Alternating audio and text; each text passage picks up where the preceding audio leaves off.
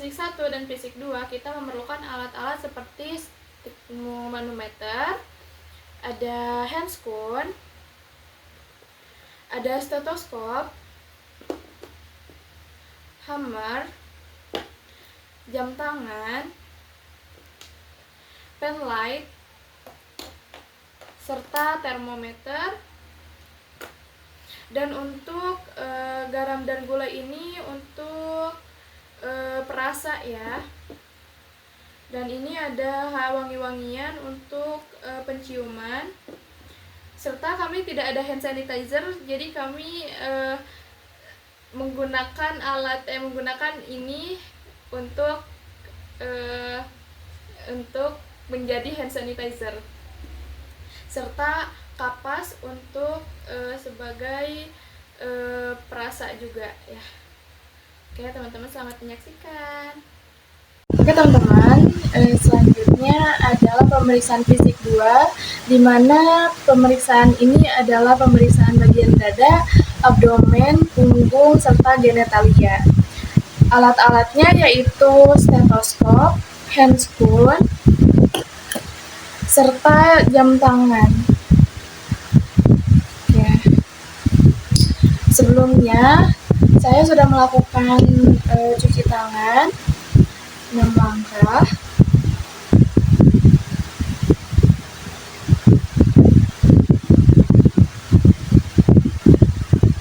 Selesai. Dan sekarang menggunakan handscoon. Baik Ibu, perkenalkan saya Perawat Silvi yang bertugas di ruang mawar dari pukul 7 sampai pukul 2 siang. Apakah betul Ibu dengan Ibu Sari? Yes, sir. Saya akan melakukan pemeriksaan fisik 2, yaitu bagian dada, abdomen, punggung, dan genitalia. Selama 15 menit ya Ibu. Yes, sir. Tujuannya untuk melengkapi data-data untuk keperluan di rumah sakit. Oke, sekarang apakah Ibu siap? Siap, sir. Siap. Apakah ada yang ingin ditanyakan sebelumnya? Tidak ada.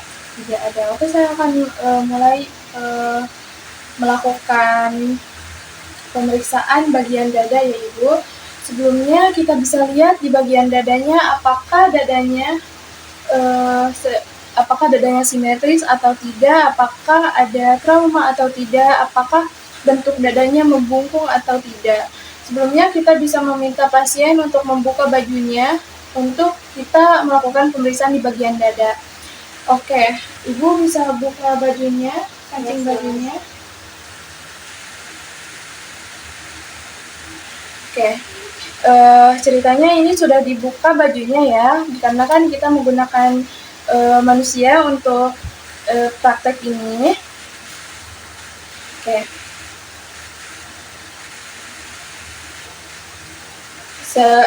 Kita sudah lihat ya apakah simetris atau tidak.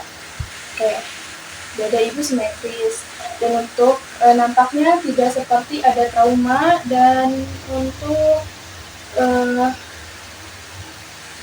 benjolan tidak ada benjolan ya, dan bentuknya itu tidak membungkung, jadi normal saja. Untuk pengembangan bagaimana si ibunya bernapas, apakah menggunakan retraksi intrakosta atau tidak, dan ketika kita meminta si ibunya untuk bernapas, kita bisa lihat apakah menggunakan bantuan dinding dada atau tidak. Ibu bisa bernapas, tarik napas, tarik, buang, tarik Bu, buang. Oke, kita akan melakukan pemeriksaan palpasi. Kita akan meraba bagian dada apakah ada benjolan atau tidak. Kita napas ya. Yes, oke.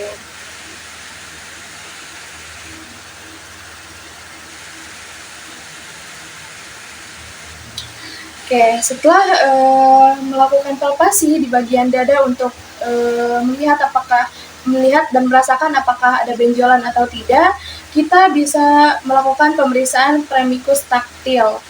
di mana kita bisa meletakkan tangan kita di dada pasien dan pasien bisa sebutkan 77. Kita lakukan 2 kali untuk pengecekan di bagian dada kanan dan di bagian dada kiri. Oke. Ibu bisa sebutkan 77 yang kencang ya. 77. Oke. 77. Oke, Ibu. Normalnya itu untuk getarannya yaitu sama ya. Jadi ketika pasien mengatakan 77 di kanan itu bergetarnya sama dan di kiri juga sama. Oke, sekarang kita akan melakukan perkusi. Tujuannya untuk mengetahui batas organ daerah paru dan daerah jantung. Oke, perkusi pemeriksaan perkusi itu dilakukan satu-satu ya. Paru dulu, setelah itu kita akan melakukan perkusi di bagian jantung.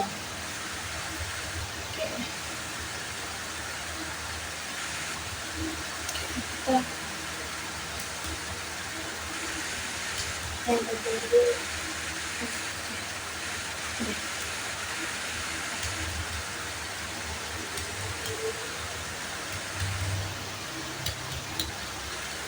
Ya. Normal bunyi perkusi paru yaitu resona ya. Suaranya lebih keras dari biasanya, terdengar dari ICE 1 sampai 5. Oke. Pemeriksaan perkusi di bagian kosta dilakukan dengan cara zigzag, yaitu mulai dari yang terjauh ya. Oke. Sekarang kita akan melakukan perkusi di bagian jantung. Zigzag juga sama. Untuk perkusi jantung lebih dullness ya. Jadi beda antara bunyi paru sama bunyi jantung itu beda. Kalau bunyi paru itu normalnya yaitu resona dan untuk bunyi jantung yaitu dullness. Kita bisa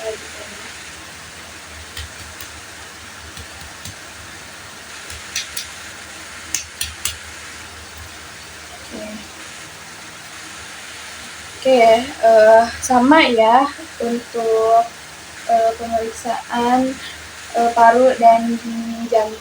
Oke teman-teman, selanjutnya kita akan melakukan pemeriksaan di bagian abdomen. Di mana pemeriksaan ini saya akan melakukan auskultasi terlebih dahulu, yaitu menggunakan stetoskop. Pemeriksaan auskultasi ini dalam 1 menit ada 4 kuadran, di mana berarti 1 kuadrannya itu adalah 15 detik.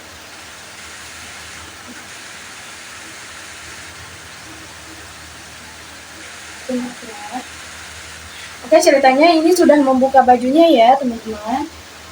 Ibu tarik nafas.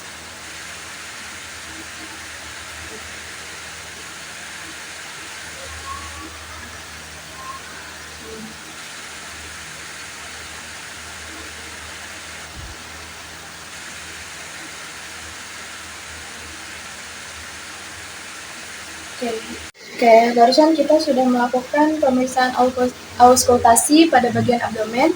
Normal bising ususnya itu adalah 4-12 per menit.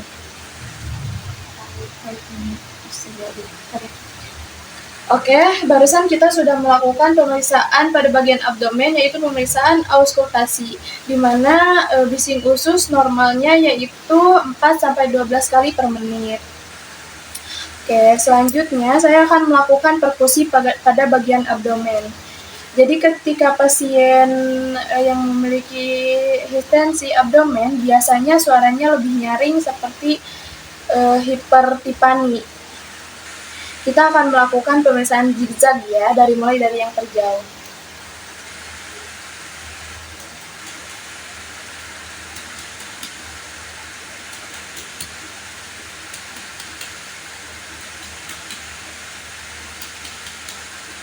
Oke, masih normal ya Ibu, tidak hipertipani. Selanjutnya, saya akan melakukan palpasi, di mana palpasi ini dibagi menjadi dua, yaitu palpasi ringan dan palpasi dalam. Untuk palpasi ringan, tujuannya untuk mengetahui apakah ada nyeri tekan atau tidak di daerah hepar. Oke, saya akan menekan perut ibunya ya. Boleh dilakukan menggunakan satu tangan, dan untuk melakukan ini adalah 2 cm.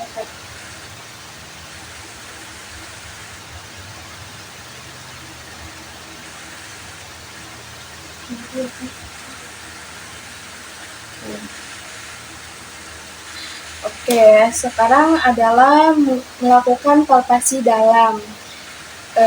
Untuk melakukan palpasi dalam, kita bisa meminta pasien untuk mengangkat, menekuk kakinya, dan tujuannya itu untuk membuat otot perut menjadi lebih rileks atau relaksasi.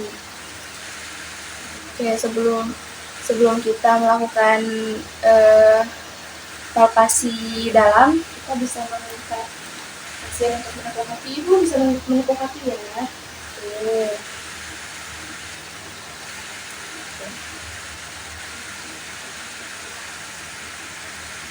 Kita bisa sedikit menekan tangan kita ke perut pasien. Untuk kedalamannya yaitu 4 cm.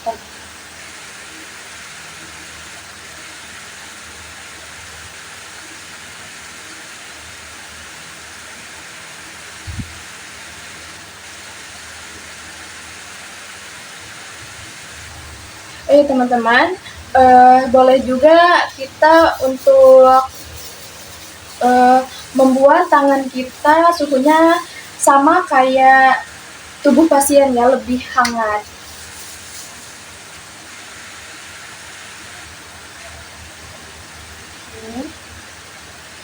Ibu ada nyeri atau tidak? Tidak ada. Oke. Kemudian untuk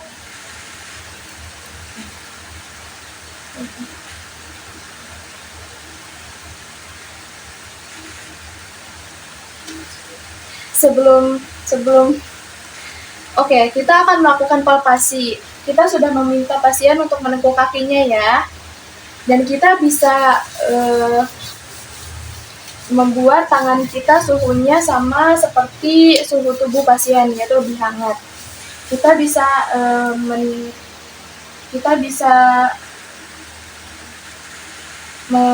meraba perlahan, dalamnya 4 cm, dan kita tanyakan apakah pasien ada rasa nyeri. Ibu ada rasa nyeri? Oke, dan kita lihat apakah ada benjolan atau tidak, dan pasien tidak ada benjolan ya.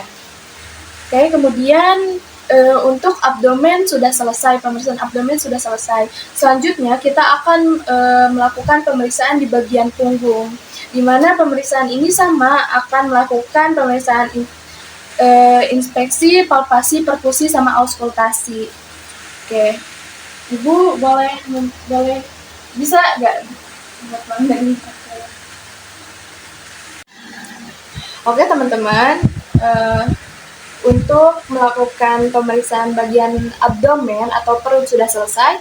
Sekarang kita akan melakukan pemeriksaan bagian punggung. Daerah vertebra ini adalah lurus, di mana seperti tidak ada gangguan tulang seperti ordosis, kifosis, sama skoliosis. Oke, dan tampak ya tidak ada gangguan tulang pada pasien ini. Selanjutnya saya akan melakukan palpasi, yaitu perabaan untuk mengetahui apakah ada benjolan, apakah ada rasa nyeri di punggung pasien. Oke, saya akan melakukan. Ibu, apakah ini nyeri? Tidak.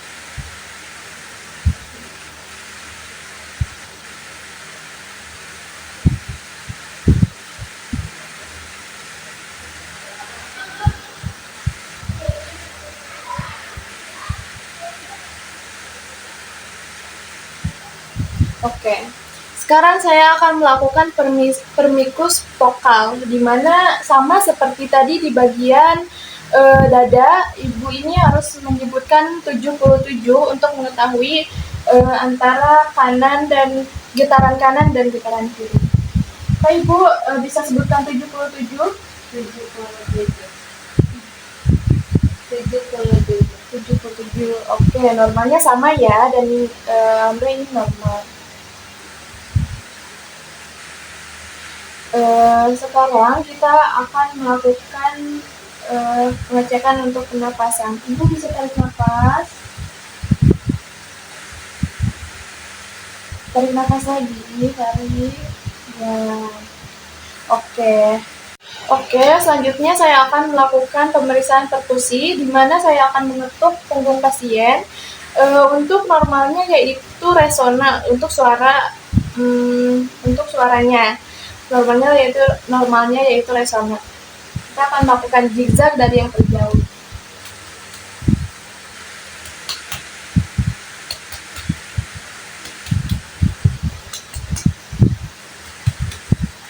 Oke. Selanjutnya saya akan melakukan tindakan auskultasi, di mana kita bisa menggunakan stetoskop untuk mendengar suaranya. Sama, kita akan melakukan zigzag dulu dari yang terjauh ya, untuk mendengar bagian paru, yaitu brachial atau trakial, bronkofaskuler, dan daerah vaskuler.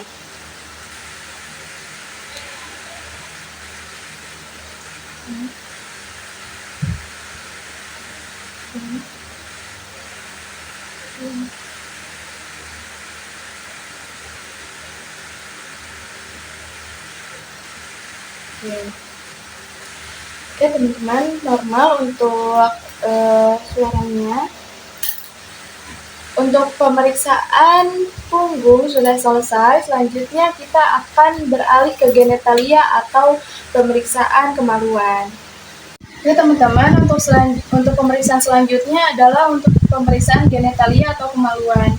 Sebelumnya Ibu apakah bersedia untuk pemeriksaan kemaluan? Bersedia. Oke, tidak usah malu-malu ya. Ya. Oke. Sebelum itu, kita bisa meminta pasien untuk kakinya membentuk huruf V atau dorsal recumbens. Ibu maaf ya, kakinya untuk ini ya teman-teman, ini adalah bentuk kaki dorsal recumbens. Setelah kita meminta pasien untuk membentuk dorsal recumbens kakinya, kita akan melihat apakah di daerah labia mayora dan labia minoranya apakah ada terlihat seperti ada edem atau pembengkakan atau tidak. Kita bisa lihat ya. Oke, aman ya, tidak ada pembengkakan, tidak ada edem di bagian labia mayora dan labia minora. Oke, selanjutnya adalah untuk melihat kebersihan, apakah bersih atau tidak. Oke. Selanjutnya kita lihat bagian anus apakah ada benjolan atau tidak, atau yang disebut dengan hemoroid. Oke, Ibu bisa diangkat sedikit lagi. Oke. Aman ya teman-teman, tidak bermasalah ya teman-teman. Jadi semuanya normal, tidak ada edem dan bersih, serta anusnya juga tidak ada benjolan atau yang disebut dengan hemoroid. Ibu, untuk pemeriksaan fisik 1 yaitu bagian kepala dan ekstremitas, serta pemeriksaan 2 bagian dada, abdomen atau perut, punggung, serta genitalia atau kemaluan sudah selesai. Semuanya normal dari mulai PTV Ibu atau pemeriksaan tanda-tanda vital Ibu itu sudah normal, kepala normal, tidak nampak seperti ada benjolan ataupun hal lainnya. Dari ekstremitas atas dan bawah juga Ibu normal, serta untuk pemeriksaan fisik 2-nya yaitu bagian dada, perut yaitu abdomen, punggung sama genitalia atau kelaminnya Ibu juga normal. Baik Ibu, pemeriksaan fisik sudah selesai. Saya mengucapkan terima kasih. banyak pada Ibu. Terima kasih, Bu. Gitu. Sama-sama.